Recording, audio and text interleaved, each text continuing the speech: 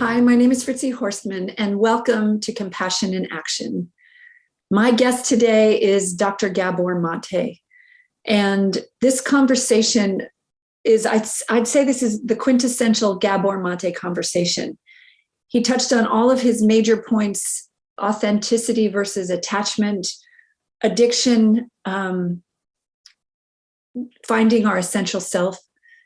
It was one of the most riveting, fantastic conversations I've had with him, but also in my life. And I hope if you listen to any of my conversations, listen to this one. This one is just jam-packed with insight and questions with incarcerated men who sent me letters with their questions. And it's just such a gift to be in his presence and to talk to Dr. Maté. And I hope you enjoy this interview as much as I did. Here's a short bio of Dr. Gabor Maté. After 20 years of family practice and palliative care experience, Dr. Maté worked for over a decade in Vancouver's downtown east side with patients challenged by drug addiction and mental illness. The best-selling author of 4 books published in over 30 languages, Gabor is an internationally renowned speaker, highly sought after for his expertise on addiction, trauma, childhood development, and the relationship of stress and illness. His books include In the Realm of Hungry Ghosts, Close Encounters with Addiction, When the Body Says No, The Cost of Hidden Stress, Scattered Minds, The Origins and Healing of Attention Deficit Disorder, and Hold On to Your Kids, Why Parents Need to Matter More Than Peers. His next book, The Myth of Normal, Trauma, Illness, and Healing in a Toxic Culture, is due out in September 13th, 2022. Gabor is also a co-developer of a therapeutic approach, compassionate inquiry, now studied by hundreds of therapists, physicians, counselors, and others internationally. Dr. Gabor Maté, welcome to Compassion in Action. Hi, Fritzi. Nice to see you. Nice to see you. How are you? I'm very well, thank you. Okay, we're recording. Okay. Is there anything you want to talk about or anything I should bring up? Well, just tell me what this is about. No, this is my idea or your idea? It's my idea. Mostly about childhood trauma. Yeah, just no, whatever you want. All right, we'll just go. Okay. But let me show you my new baby. Oh, wow. Yeah. So this is a galley copy. The book is published in September, but it's done. It's done. 10 years. Yeah. Wow. Congratulations. Thank you. You know, I'll read it the second I can get my hands on it. So yeah, it'll be out in September. Oh my God. I smell bestseller. Well, from your mouth to God's ears, as they say. I think he's listening, though. I think he's listening. Oh, good. Yeah. Or she. Yeah, or us. We're all listening. Yeah. Right. Yeah. We need to hear your voice. We need to hear your wisdom. That's the thing about Gabor Maté, is it's wisdom almost at every corner, every time you speak. Except at home. Anyway, how have you been? Really, really wonderful. We just got back from another visit at prison, and oh yeah, I had one of the best days of my life working with them. And really, yeah, where was that? It was at Valley State Prison near Fresno in California. Okay. And what made it so wonderful for you? I think because we were all in the flow, and one of the guys would come up with an idea of a problem, and then we'd figure it out in real time. And just their vulnerability and their eagerness to learn and look at their trauma. Yeah. Yeah. And actually, I have some questions from some of the men. Of course. So we'll start there, and then we'll move on to because April is Child Abuse Awareness Month. Okay. And so I think we should definitely discuss the devastating effects of childhood trauma. But and by the way, so many people tell me that one of the most powerful scenes in that film is you in the prison. You know, I mean, it really grabs people, that scene. Thank you. Well, yeah, I mean, I think what those guys did is they showed up for us. They showed us what vulnerability really looks like. Yeah, yeah, yeah, they did.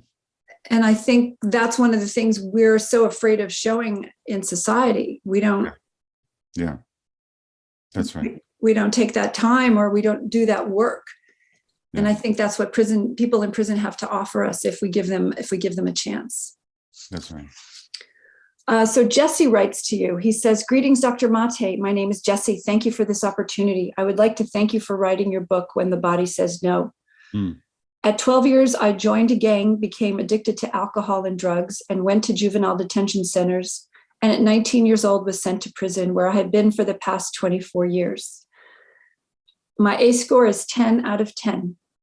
Why is it that some of us that experience all 10 ACEs end up joining a gang, becoming addicts, and ending in prison, yet others that also experienced 10 ACEs didn't? I ask because I have family members that have ACE score of 10 as well. They did not end up in gangs, addicts, or prisons. Why me and not them?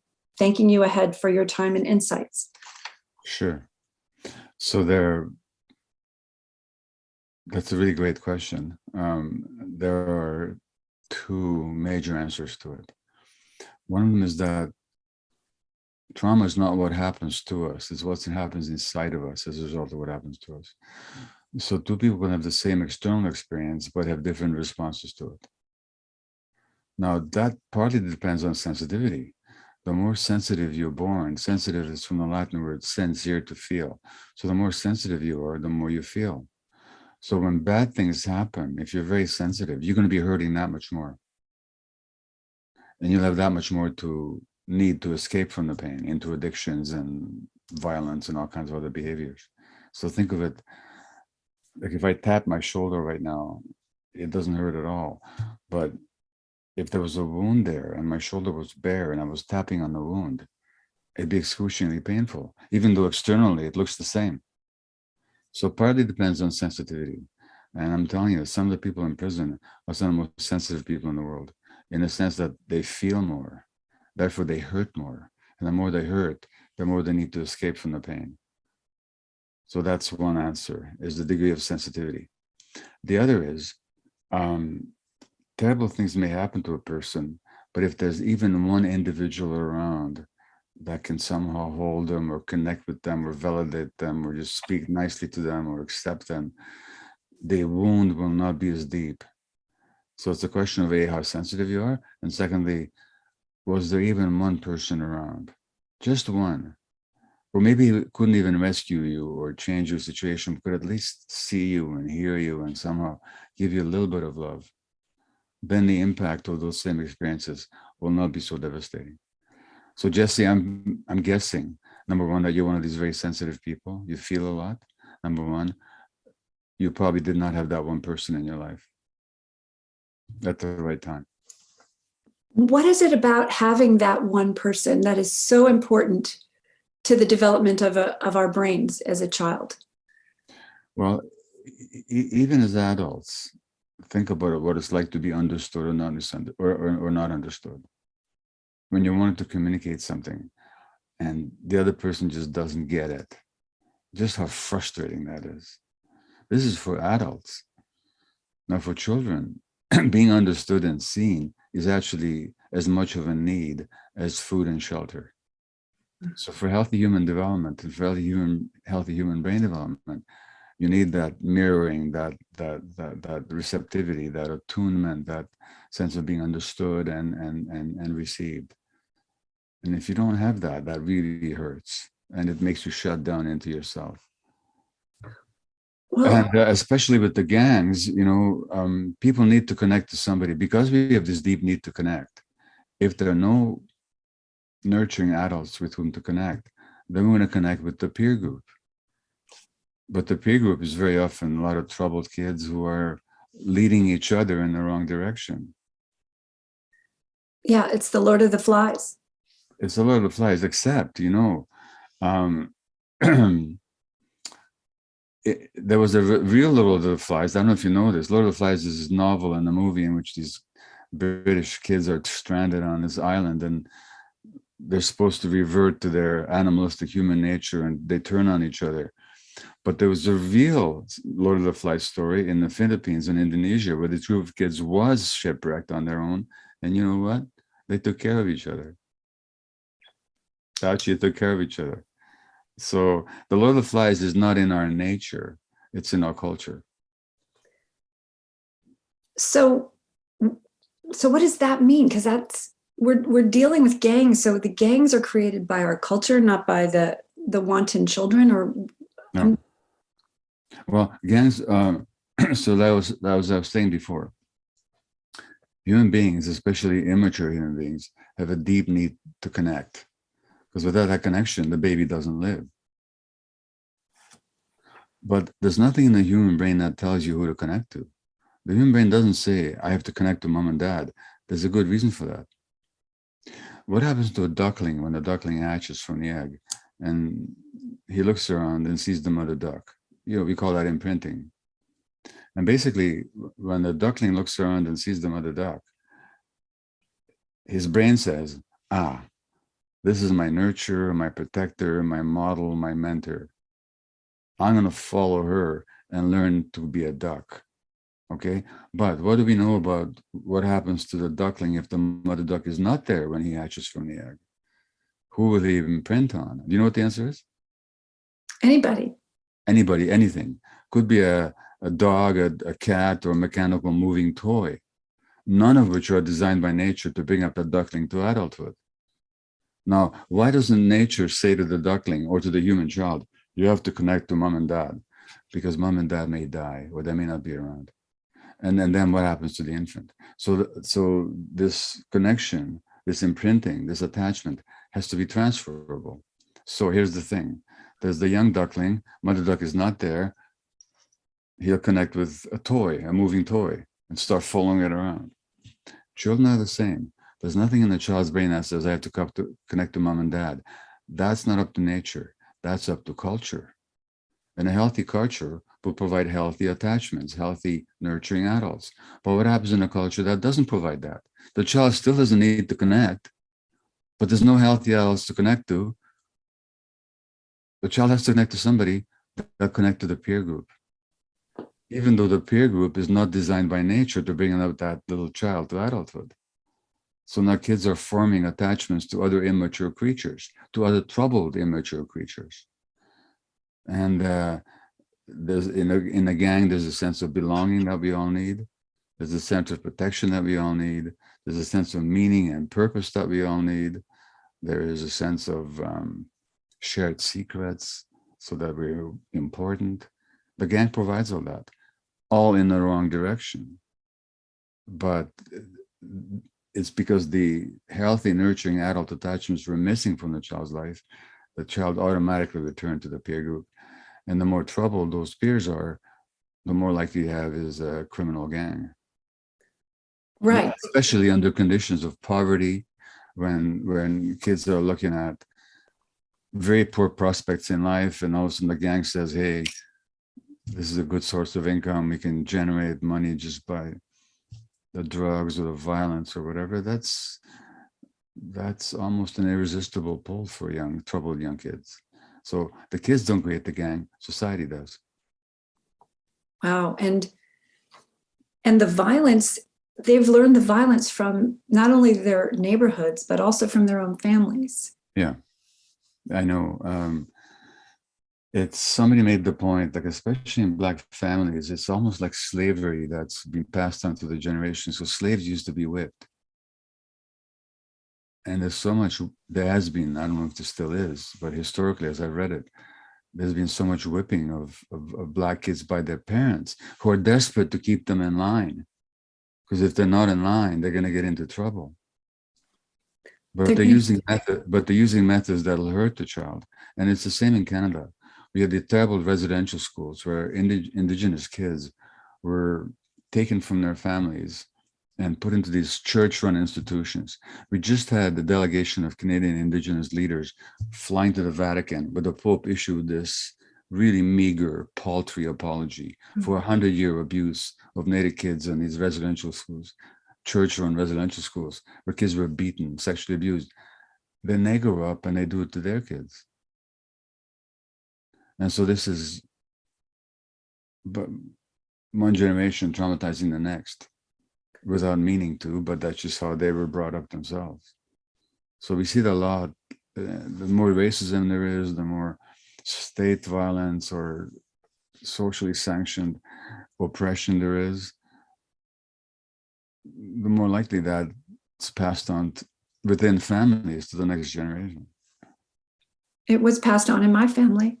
Yeah. And I mean, I don't know why my father was an alcoholic, but he must have been in a lot of pain. Well, what do you say about somebody who's drunk too much? You say, oh, he's feeling no pain, right? Yeah. So your dad was a traumatized person who was trying to soothe his pain. And then that made him drink, and that probably made him behave in ways that were really hurtful to his family, which he never intended to do, by the way. It's not that he ever woke up one morning and says, I'm going to hurt my family today, but he couldn't help it. Not that you as a child would know that. Right. What does the message the child get when there's so much violence in the home? What does the child perceive? Because I didn't understand what was going on. I didn't know why they were so mad at each other. Well, the child gets, I think, at least three messages. One is that the world is a dangerous place, and I have to be vigilant. I have to be defensive. I have to hide myself, or I have to be aggressive. But I have to be, no matter what, I have to defend myself because the world is unsafe. And that's the first thing, the message the child gets. The second message the child gets is that she's worthless. Because surely if I was worth something, they wouldn't behave this way. That they behave this way, it's got to be because I'm worthless. So the child develops a sense of shame about who they are. The third message the child gets is that relationships are not to be trusted and that they're confusing. And then that person will enter into confusing and untrustworthy relationships later on, because that's all he knows, or that's all she knows. So these are at least three of the messages that children receive when they grow up in an atmosphere of violence. No, for the fourth, by the way, the fourth lesson they get is that I have to work awfully hard to make things better. So my job is to always make it okay for everybody else. That's another message some children receive. More girls than boys. Girls tend to get that message more than males. More get the message that I need to be aggressive to survive. I mustn't be vulnerable. Girls often get the message that I got to work hard and make nice for everybody so that I won't be hurt. All four of those messages are true. I have responded. I have created those messages in my own head, in my own life. Yeah. Well, those are inevitable, and the way to look at them is in the beginning, they serve to protect you. Yeah, it makes me so sad to think of what happened to me, but what's also happening to children right now in this moment around the world. Yeah. It's happening to a lot of children around the world right now. It's true.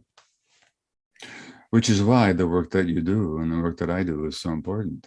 And the good news is, it didn't destroy you, did it? No. No. And so that there's something in us. Just as there's something in Jesse. I mean, Jesse, who asked that question, when you think about it,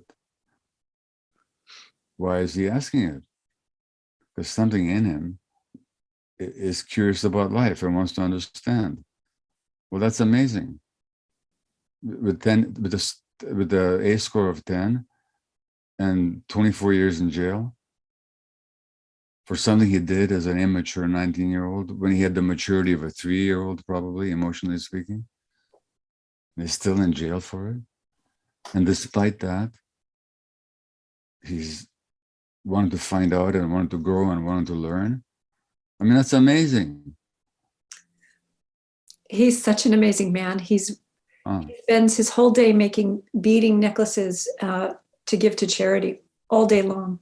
Wow. And he just raised $1,500 for a correctional officer who died. And Oh. yeah, For his that's family, for his family? yeah, for his family, I think for funeral expenses. Amazing. I know. It's Yeah. just the amount of love and compassion and talent that's in a prison is just untapped, and that's one of my goals, is to show the world what's in there. Well, I think that some of the most sensitive people are in jail for the reasons that I mentioned. And because the more hurt you are, the more likely you are to go in the wrong direction. But the more sensitive you are, the more hurt you're going to be. But sensitivity also means that you're going to be capable of that much more insight, that much more creative, that much more intuitive. So there's some incredible people in jail who, had they had a different childhood, just would have been leaders and creators and artists and writers and musicians and just spiritual guides. I mean, I'm telling you, our jails are populated with some of the most incredible potential in our society. But given racial or economic or multi-generational traumatic circumstances, that sensitivity got trampled on.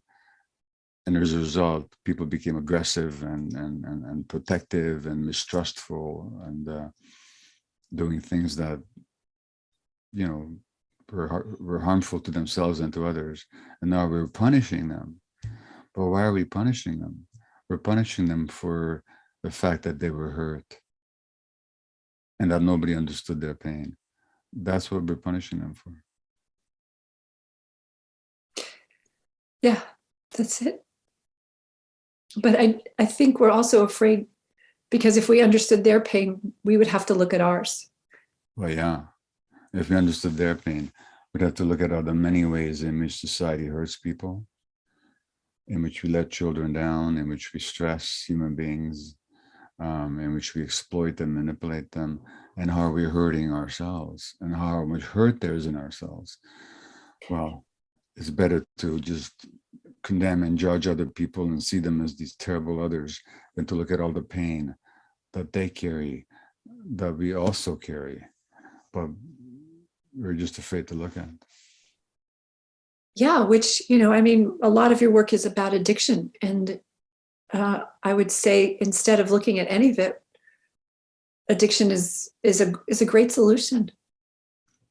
Addiction shows up as a solution. When I ask people, I don't care what they're addicted to, whether it's cocaine or crystal meth or fentanyl or heroin or nicotine or alcohol or pornography or gambling or sex or shopping or eating or whatever it is. If I ask them the question, not what's wrong with your addiction, but what's right about it, what does it give you? They'll say it numbs me. But when do people need to be numbed? When they're in pain, like at a dentist's office.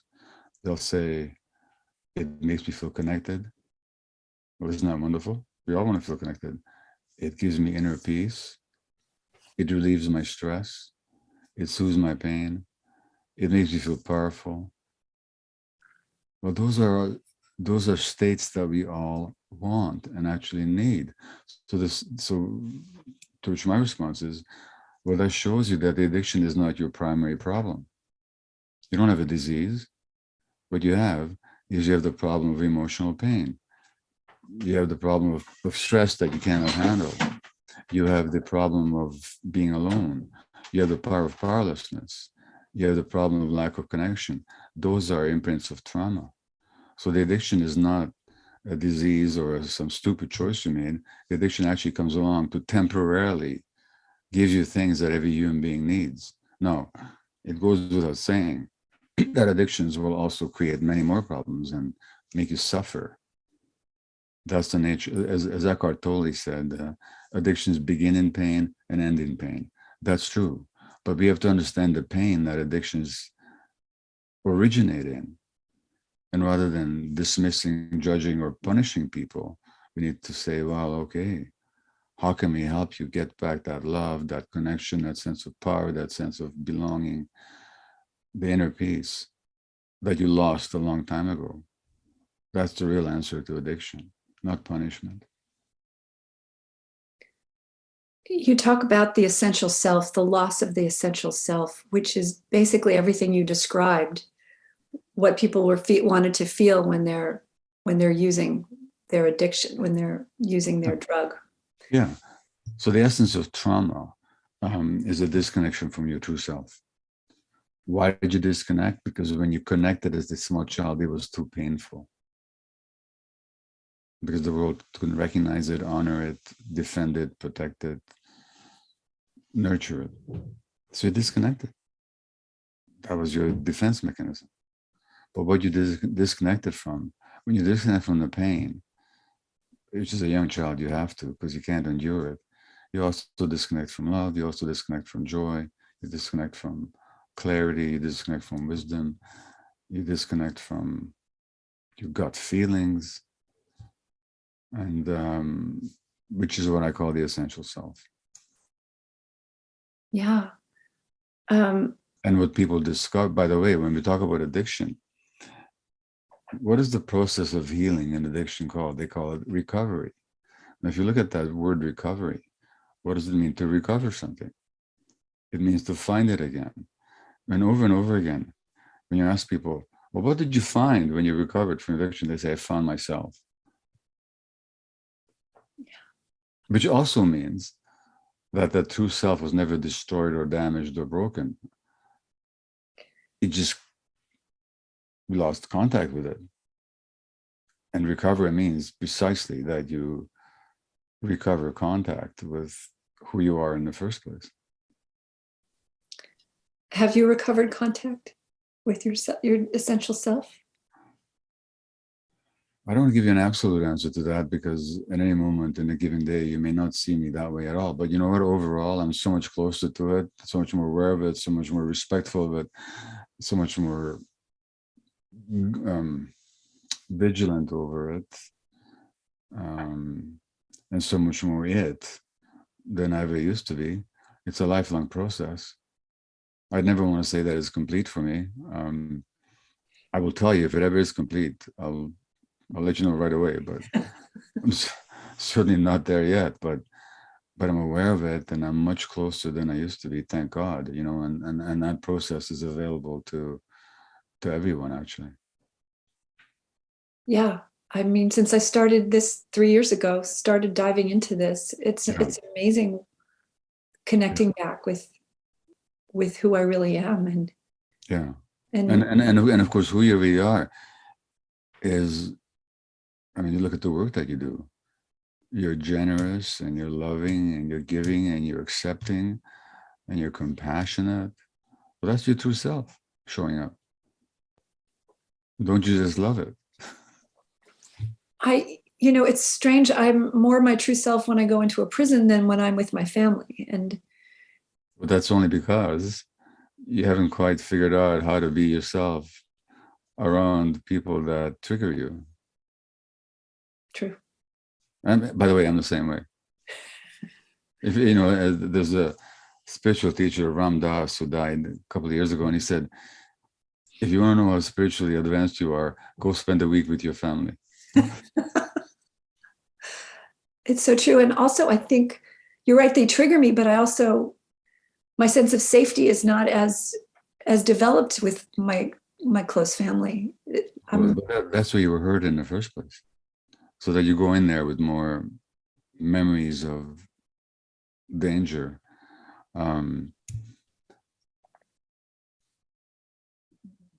But who's the one that's aware that I'm not being myself? My essential self. Yeah, so it shows up, doesn't it? Oh yeah, and I'm working on it every day. Yeah. It's the work. It's the work to find out the corners of darkness and pain that haven't been brought to light. Well, St. Paul said that when you turn the light into darkness, then the darkness becomes light. Well, it's getting light in here. It's getting much lighter. That's so great. I have another question from Scotty. Sure. Scotty was born in a prison, and he spent most of his time in juvenile detention centers and then in prison. He says he has a few questions, and I think they're all really extraordinary. Great. What is the most important thing a man can do to achieve internal freedom from the chains of the past, trauma, while dealing with the pain and suffering of being chained externally in the present, prison? Yeah. So it'd be arrogant of me to believe that I can give you a really satisfactory answer, because I haven't faced that. I know how difficult I find it, even in ordinary life, without having to be without being incarcerated, chained, and demeaned, and subjected to arbitrary rules, and so on. So I don't want to be facile in giving you an answer here. But I think it needs to begin with two things. One is, those things about yourself from your past, you have to really forgive them. You have to have real compassion for the person that was driven to do whatever you did. So you have to liberate yourself from the chain of shame, in other words. So you can recognize that I've done things and I've behaved in ways that were hurtful and even damaging to others. But in fact, let me read you something from my new book, okay? Yeah. And this is because this is from a prison. And this is, somebody said to me, in San Quentin, and this is from the second chapter of the second to last chapter. And I just read you this paragraph. Here it is, okay? Thanks to my work in addiction, I've been invited to speak to incarcerated populations, in other words, to the most traumatized and marginalized in our culture.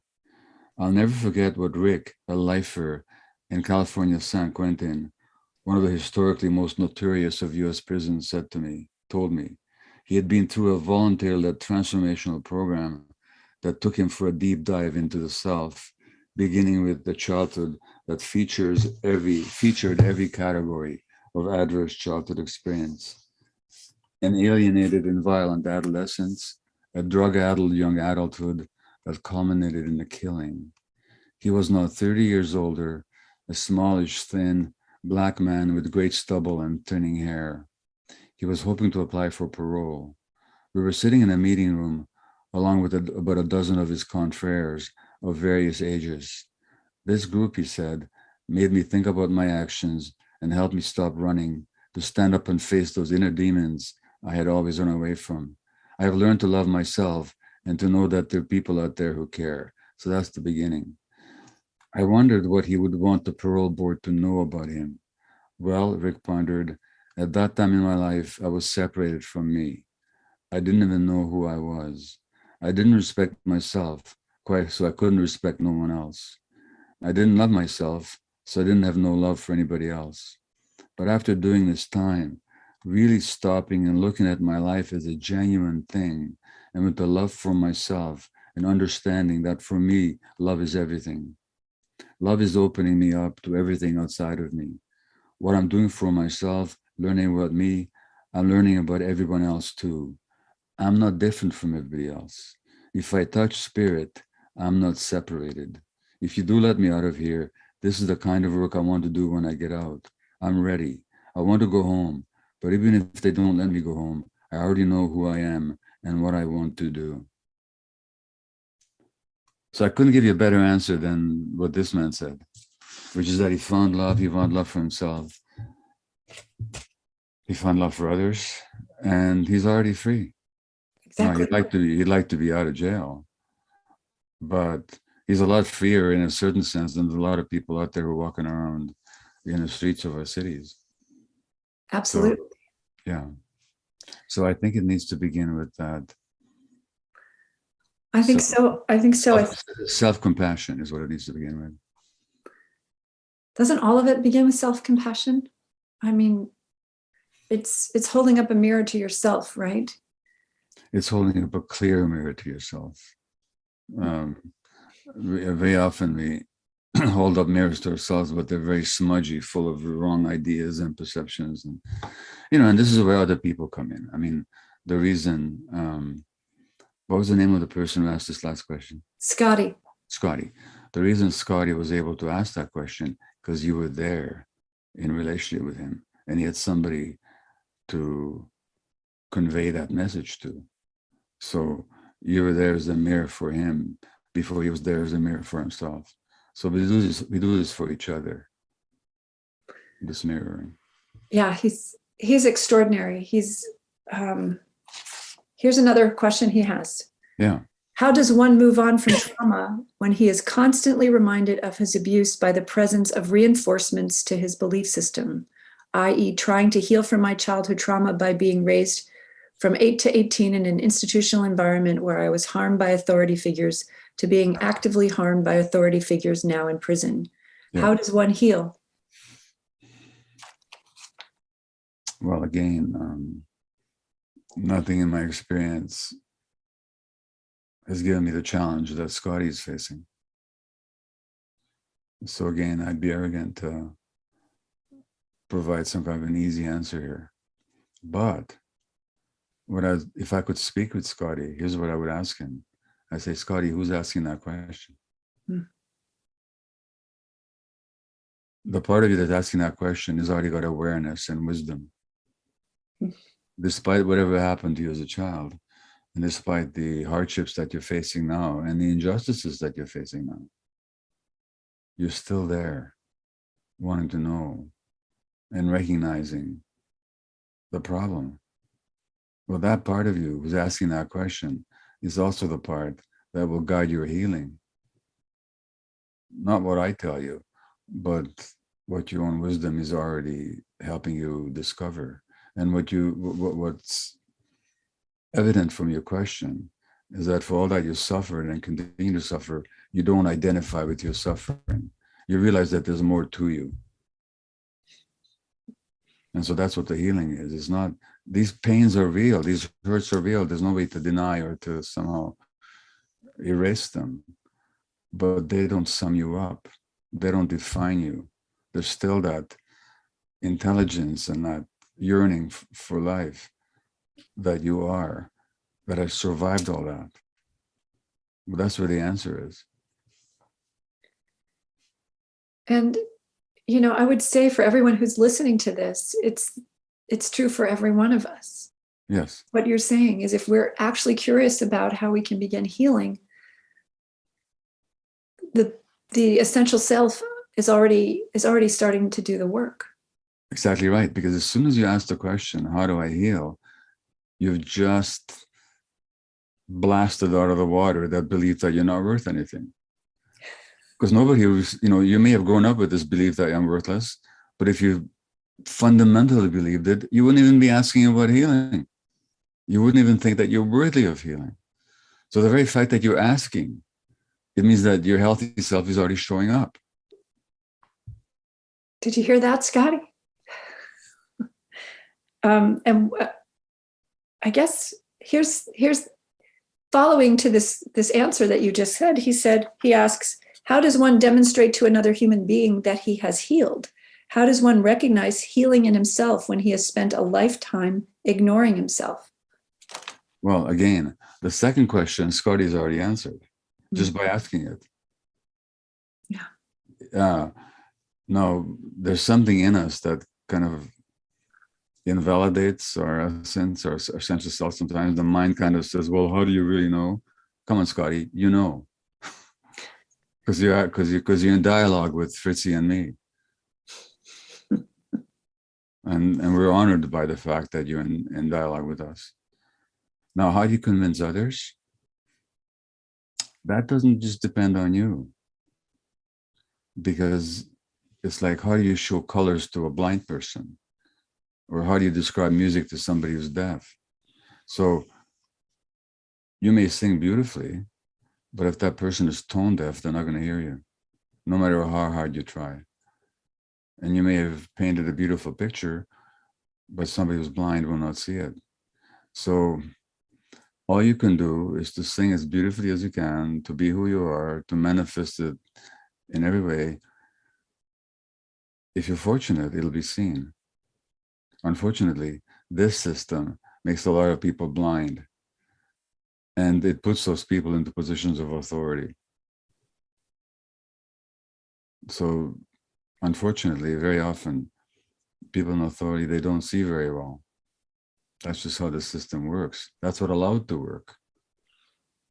If people in authority really saw well, this system couldn't survive.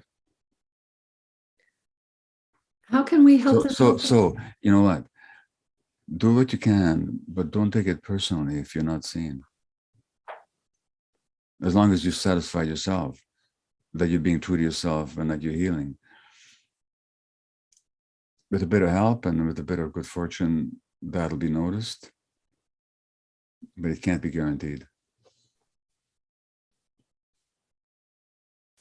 Yeah, but I think we all know we're healing, because at least for me, I'm noticing my startle responses are diminishing. My reactions to things are less abrupt, and I'm feeling calmer in my body. And I think those are those are my signposts.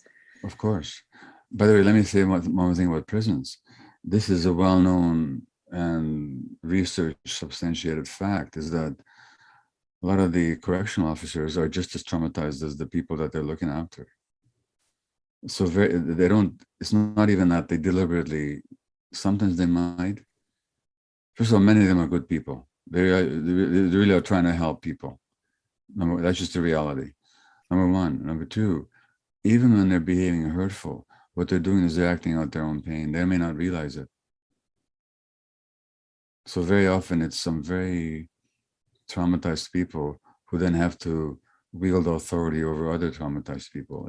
That's not a good situation, but that's how it tends to work.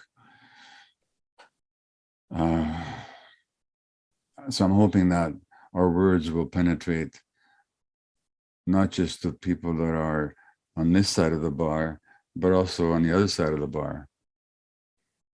Yes, and what I'm finding interesting is the people living in prison are getting all the courses and all the classes and all the ways to regulate their behavior. Yeah. Officers are not getting those courses. Yeah. That's one of the, yeah. And they could well use it, like the meditation courses. Everybody could use them. And no matter what side of the bar, the cage you're standing on, you could use that, and sometimes, like I saw this as a physician, I saw this in the medical system all the time, is that somebody who's troubled and traumatized and maybe addicted comes into the emergency ward.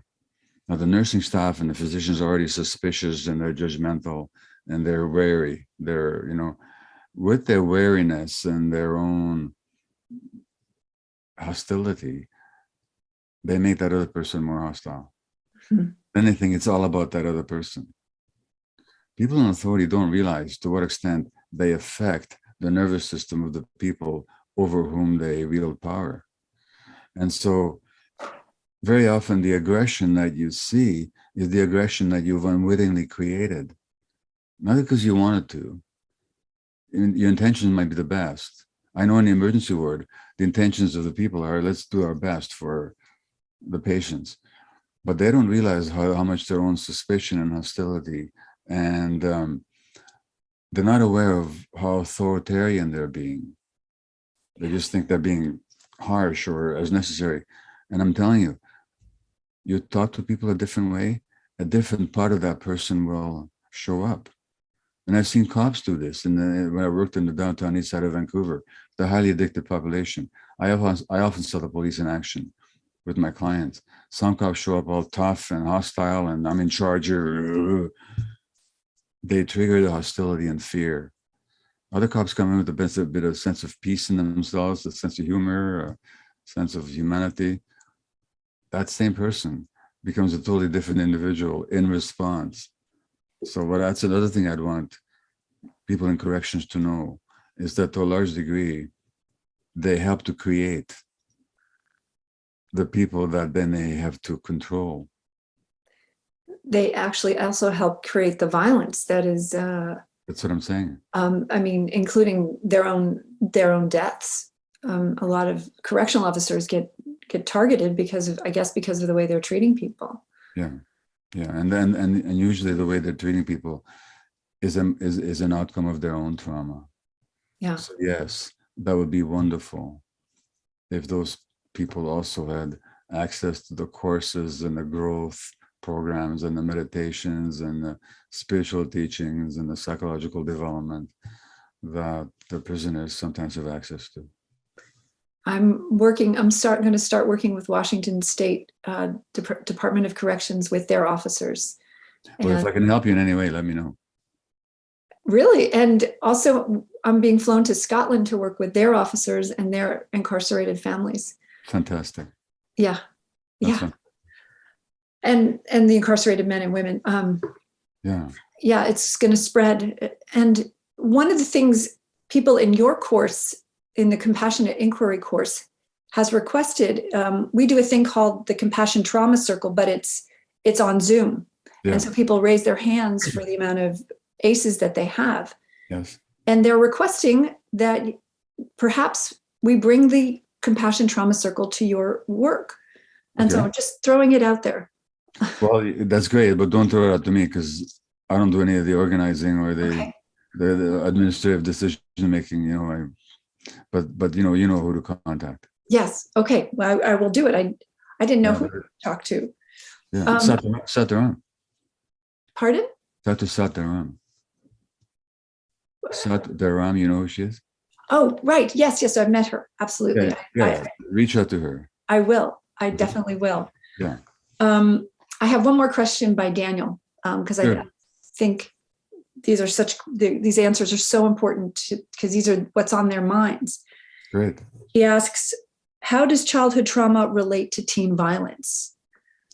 Well, when a child is traumatized, like let's imagine a scenario right now, Fritzy, where I'm verbally violent towards you just across the screen. Yeah, I'm not even physically with you. I can't physically hurt you, but I could be verbally violent with you. What would be a healthy reaction? I just want to go away. I want to get out of here. That's one healthy reaction. What kind of emotions would you be experiencing? I'm sure I'd be feeling shame and anger, maybe sadness. Anger, for sure. Yeah. Now,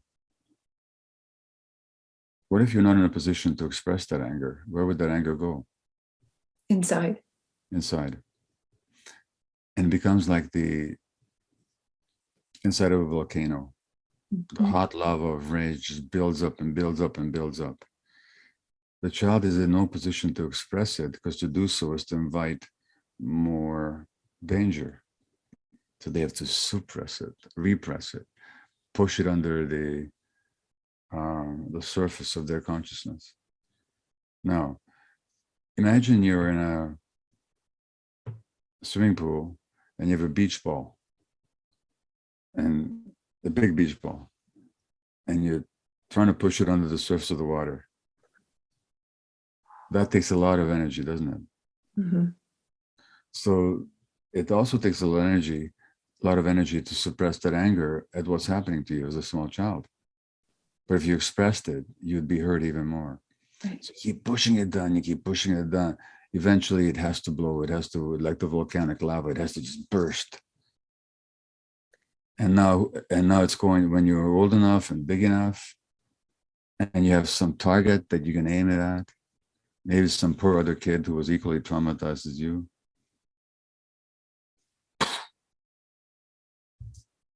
And all it is the energy of rage that you had to suppress, now breaking out of you like the flow of lava out of a volcano. When you talk about rage, I think of the blind rage. Blind rage is... I'm talking about blind rage, and blind in the sense that it doesn't recognize who the real target is and what the real source is. It just bursts out of you. But there's an unconscious element as well. Like to me, when I go into some rages sometimes, I don't even know who I'm yelling at or why I'm going so nuts. When you say there's an unconscious element, not that there's an unconscious element, the unconscious element dominates. So you get triggered and then, but look at this word trigger. What does it actually mean? Like a trigger is a very small part of the weapon, isn't it? Mm-hmm. What is actually there is a big explosive charge and ammunition. Yeah. That's the rage you've been suppressing all your life.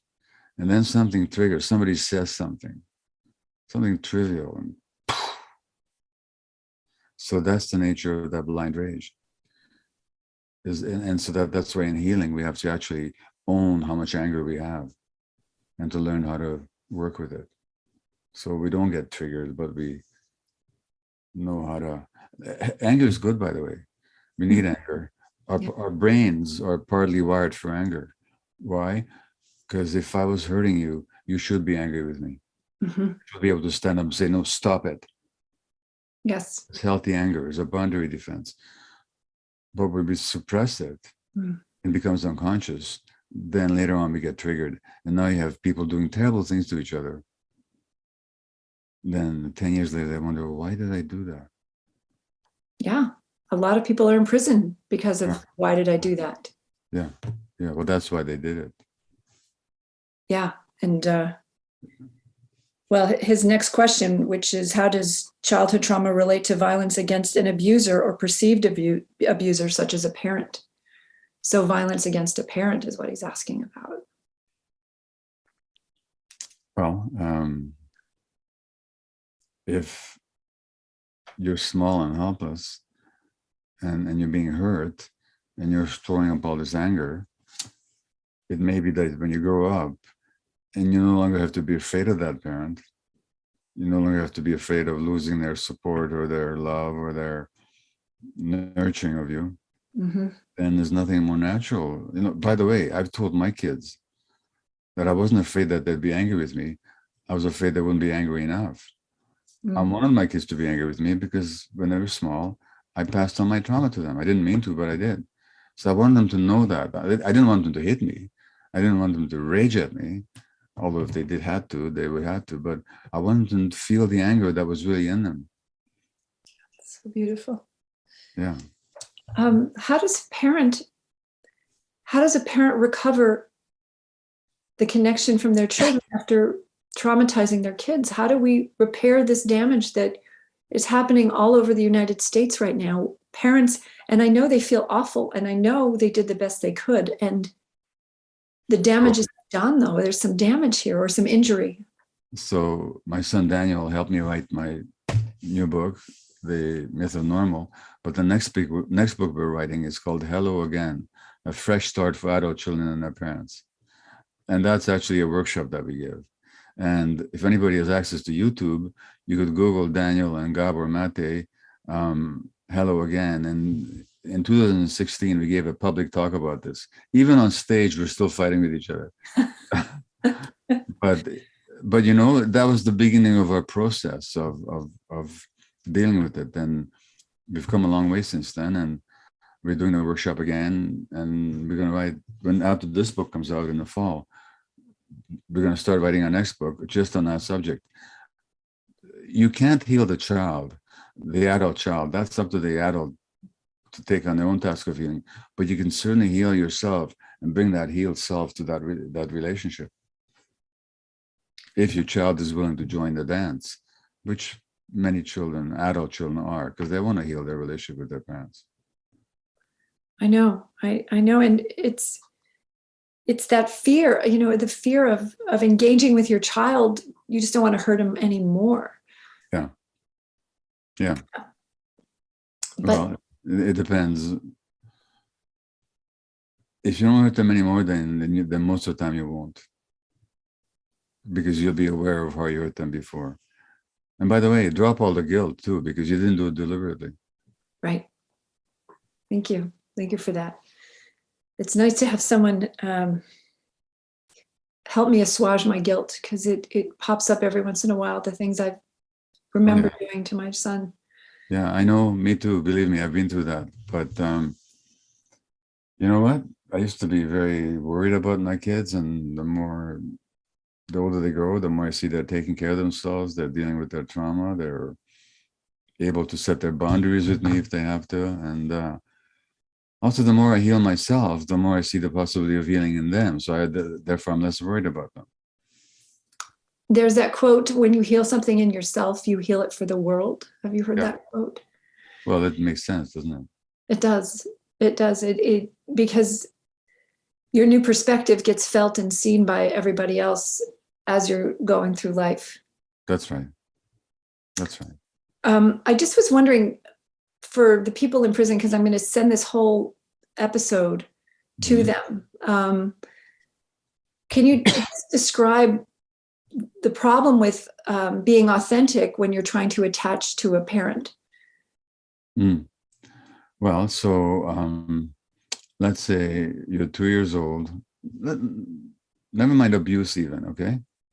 I mean, that's a whole other game. But let's just take a very mild example. You're 2 years old and you want a cookie before dinner. And your mommy says, no cookie before dinner. What's the 2-year-old going to do if they want that cookie? Probably have a tantrum. Exactly. Because for a 2-year-old, when they want something, they think they need it. Mm. Which is, by the way, true for adult addicts as well. They think that what they need is what they want is what they need, which is not true. But so the 2-year-old wants that cookie. Mommy says no. If she's being a good mother, she'll say no. She'll set a boundary, and the kid goes into a tantrum. But what if mommy was told that an angry kid should be made to sit by themselves and give them a timeout? Mm. No, the child has this need to connect with mommy because inside he knows he can't survive without it. If mommy keeps saying, "Good little kids don't get angry," now you go sit by yourself. The message the kids get is that angry little kids don't get loved.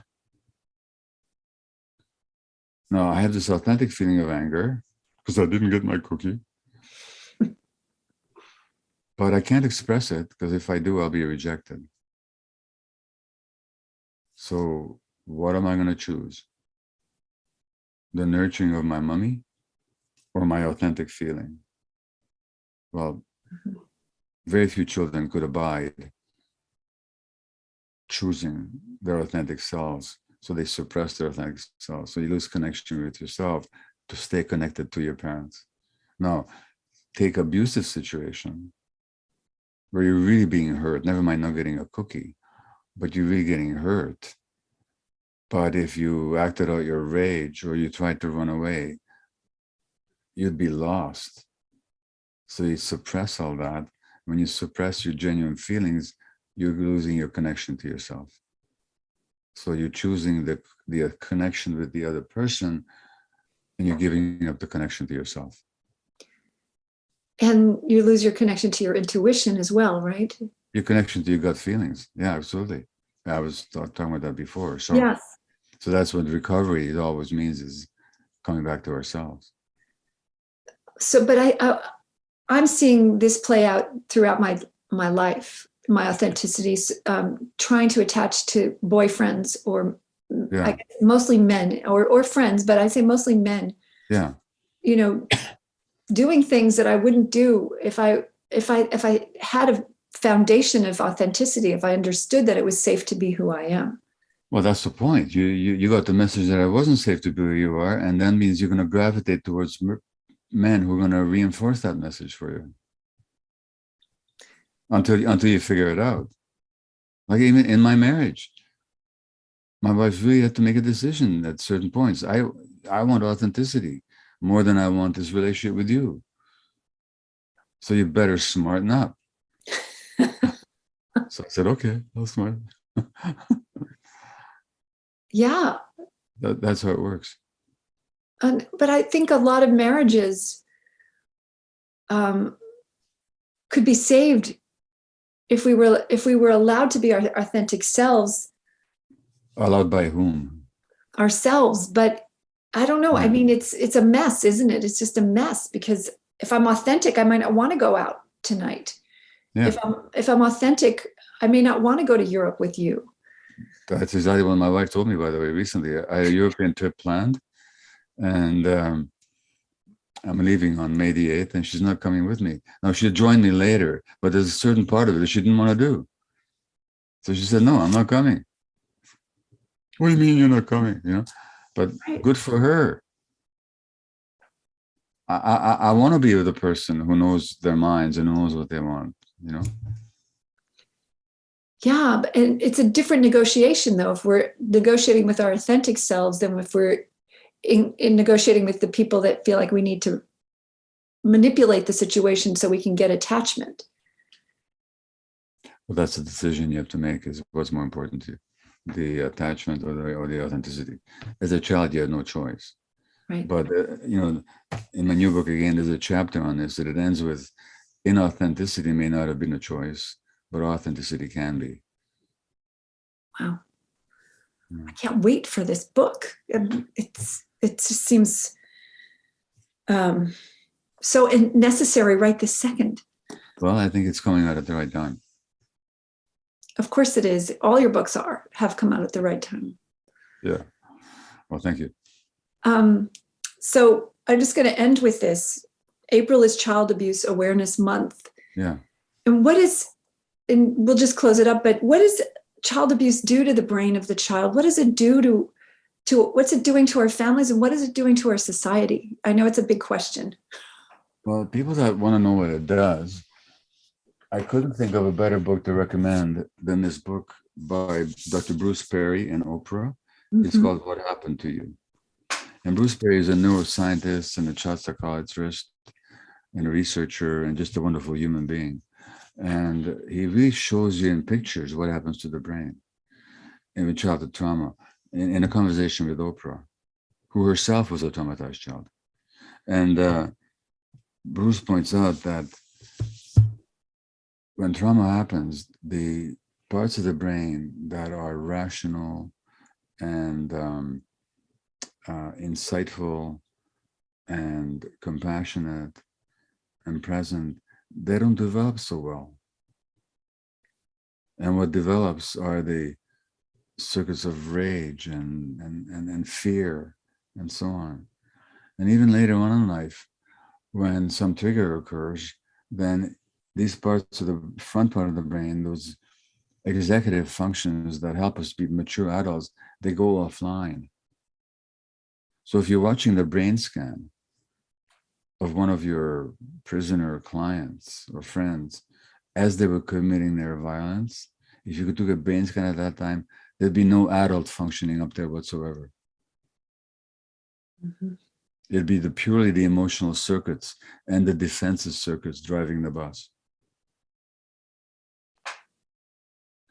So trauma not only hurts you and disconnects you, it also affects your brain. Good news being, the brain can develop new circuits even later on in life if we only work at it. It's such good news. And I hear adults are have more plasticity, even though it was thought that it was children who had all the plasticity. Even adults have tremendous amount of plasticity and ability to bounce back to what? Neuroplasticity, meaning the capacity of the brain to develop new circuits in response to new experiences. And you know what my line about that is, I always say, thank God for neuroplasticity, because I'm 78 now, and I wouldn't want to be as young and stupid as I was when I was 77, Honest to God, I wouldn't. No, it's one of the gifts of life is watching our own evolution, right? How great we are, how great we're becoming. I mean, seeing you today, you look much younger and much brighter than when I last saw you, and I don't know what happened, but you do. You just look so full of life and joy. I'm glad to hear that. Part of that is that I finished this book, which is a heavy weight on my neck for a long time. Partly I've continued to work on myself and on my relationship. I've opened up to new possibilities. Yeah, it's great. I've never been more grateful for life than I am at this point. See, we don't stop, do we? We keep growing, and I mean, it's just magical. It makes me cry. It's just like the resilience of the human spirit is limitless. Absolutely. Did I ever tell you my epitaph? No. So engraved on my funeral stone, it's going to say, "It was a lot more work than I had anticipated." The work continues, people, for all of us. Oh. Dr. Gabor Maté, thank you so much for your time today, for your wisdom, and your courage, and just showing us the path that we can all, walk beside you on. As Ram Dass says, we're all just walking each other home. Yeah. Well, Fritzi, it's always a pleasure to speak with you. I've such respect and admiration and appreciation for the work that you've taken on, and the light that you bring into some of the most darkest places in our society. So any pleasure in speaking is absolutely mutual. So thank you. Thank you, Dr. Maté. Okay, take care. Bye.